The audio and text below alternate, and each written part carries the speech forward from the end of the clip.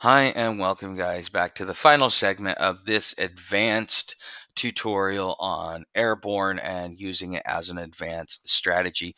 So let's talk about Navy.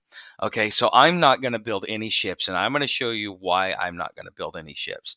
And I could talk about what I did over on Rising Tides. Like, I have a couple of wings of maxed out uh, uh, destroy, or excuse me, Naval Patrol. Okay, so let's go look at the Naval Patrol.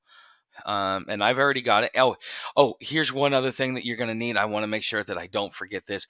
Quite frankly, if you're going to follow this strategy, you need to have an AWACS. An AWACS is going to be a huge difference maker, and it's going to be the difference between you playing, play hide and go seek in the dark because you can't see where their units are coming from, or you can use an AWACS. Okay, but as you see, I already got my Naval Patrol up here.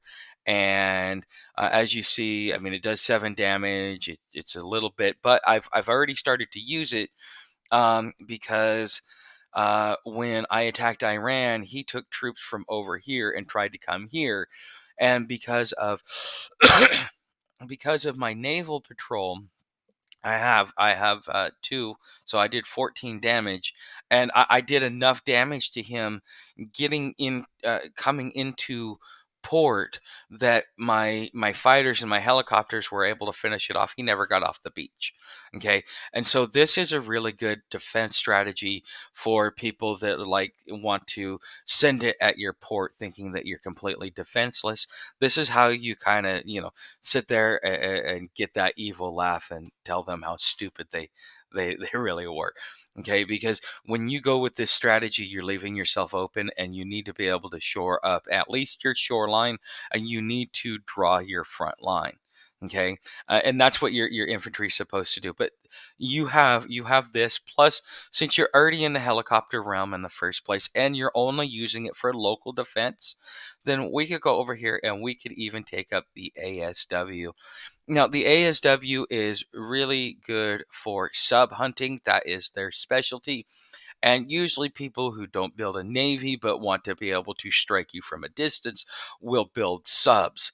And so, if you've got an ASW wing out with subs, I mean, you're gonna it's this is my sub hunter. Okay, and well, my Naval Patrol is also my sub hunter, but this is sub hunter uh, light. Okay, Naval Patrol is sub hunter premium. Okay, and it can go on an aircraft carrier, so you can protect it, so on and so forth. But if and the thing is, I'm only going to put it up to a level 4, and here's why.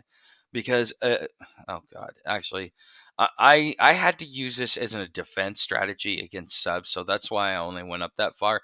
But these are not really meant to do a lot of damage because they have a high survivability rate. And here, let me show you why. Okay, now if somebody has a frigate, your helicopters are going to take 1 damage. Okay, if somebody has a destroyer, your helicopters are going to take 2 damage. Okay, so if they have a stack of 5 and you have a stack of 5, you're gonna do like 12 and a half damage, and they're gonna do like 10 damage. Okay, follow me so far. Now cruisers, they can do 3. The average person is gonna have destroyers. Okay, now that is defense only. So if you just fly your helicopter over a ship, they can't do anything to it.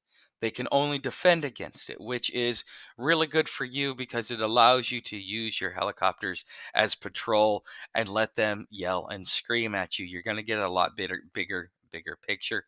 Um, but when you are looking at these ASWs over here, you are getting, you're getting 17 points, but again, you're getting 2 on them, so it's going 2 on 2.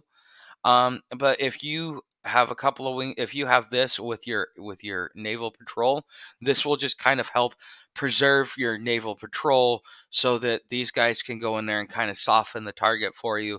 These are kind of your expendable units to keep the um to keep them off of your Naval Patrol.